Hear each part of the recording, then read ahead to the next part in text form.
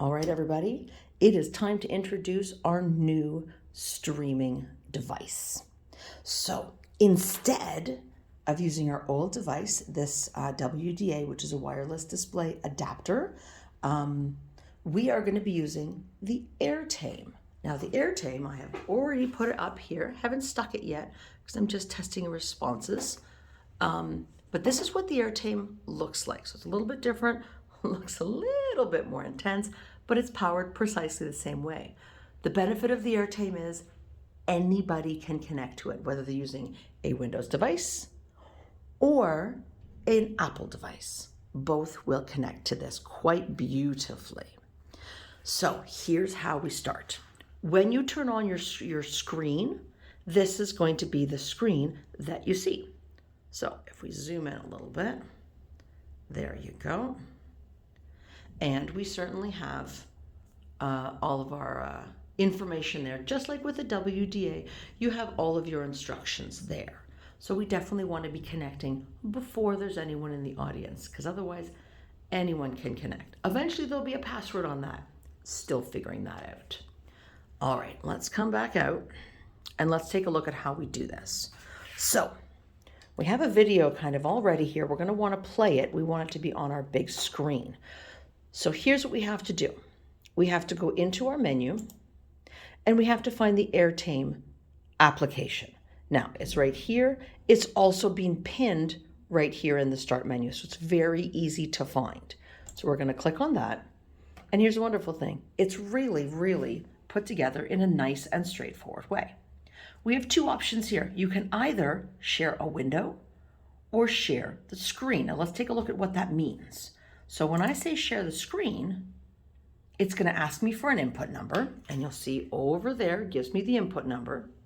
I'm going to put it in here. It's a different number every time, by the way. So you don't have to memorize this. All right. And now it's going to connect.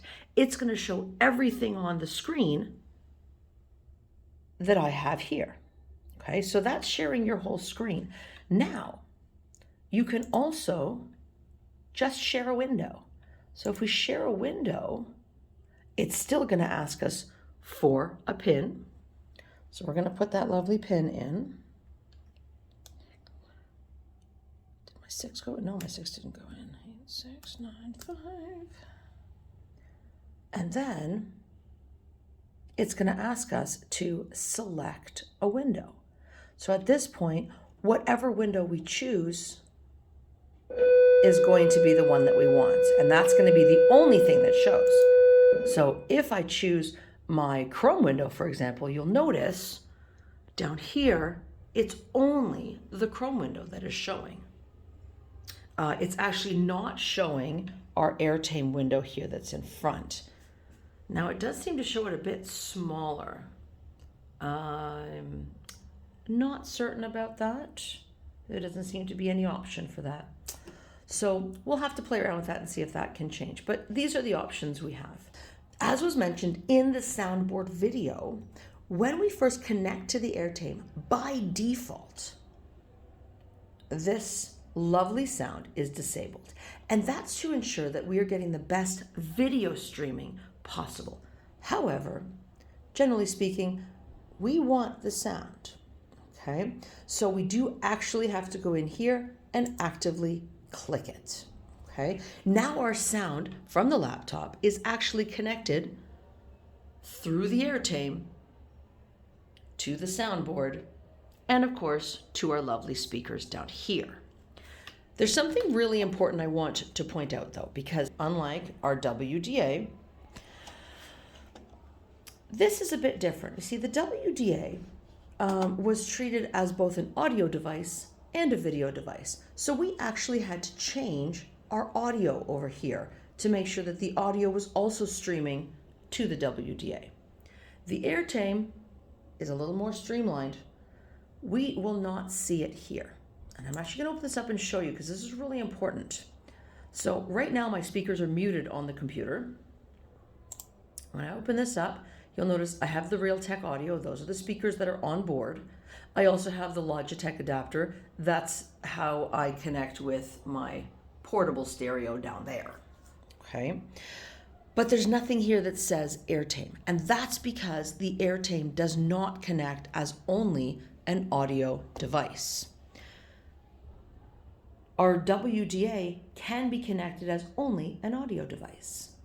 This cannot. So this actually will override our speakers right here. It'll mute them, and through the app, it will send this information, the sound, to our speakers. All right, so we're going to close that up and we'll test it out. Okay. And again, if we go back to our soundboard, we can certainly change the gain or the volume using the actual 2 channels that control our laptop, or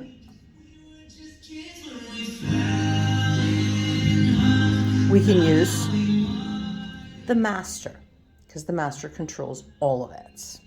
Okay?